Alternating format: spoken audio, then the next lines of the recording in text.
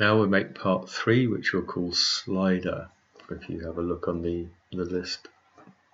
So file, new part, slider, and OK. If you check on the table, this is made out of a piece of a stock 40 by 12 and it's 150 millimeters long, and it's got a groove cut in it for the little acrylic runner to go in. So I'm going to do an extrude, and I'm just going to place it on the front because that's easier. I'm going to draw a center rectangle, and I'm going to use the normal tool to set some measurements. Set this to 40, set this to 12, and maximize the view. I'm going to change my rectangle tool now by using the more button rectangle. Just hold it over rectangle and then click on corner rectangle. From the middle line to about the middle line, click there. Use the normal tool. That is going to be 4 mil deep, and I think we'll leave it at 6.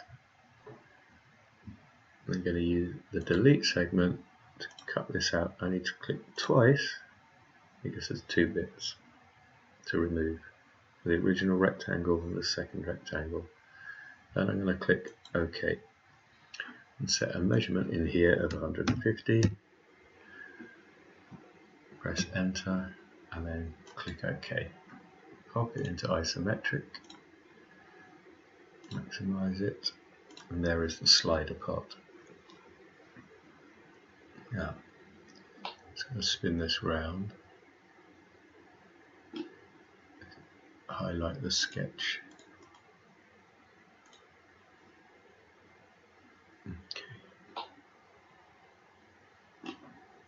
Okay, that. So, I now want to make pilot holes in this face, the face where there's a slightly longer measurement. Okay, so I'm just going to do a simple extrude. I want to do a hole or a sketch. I'm doing an a center point circle. One there, one here, one here. Zoom into that, use the normal tool, make that 3, and then click on that edge,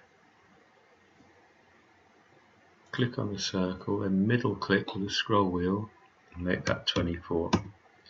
Don't need to set a 6 because it's sitting on the center line. Moves up to the other side, that should have adjusted, and we just need to make that 24. All we need to do, we don't want to set a depth all the way through, so I can say the sketch is alright, it's going the wrong way. I want to flip it that way, and I want to make that only needs to go in about 3. Just zoom in to check it's removed material and click OK.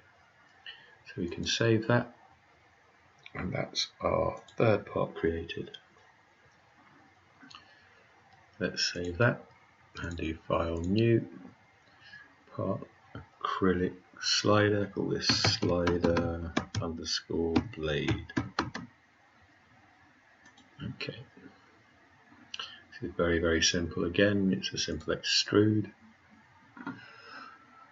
Place it on the front view, center rectangle, get this way up, normal,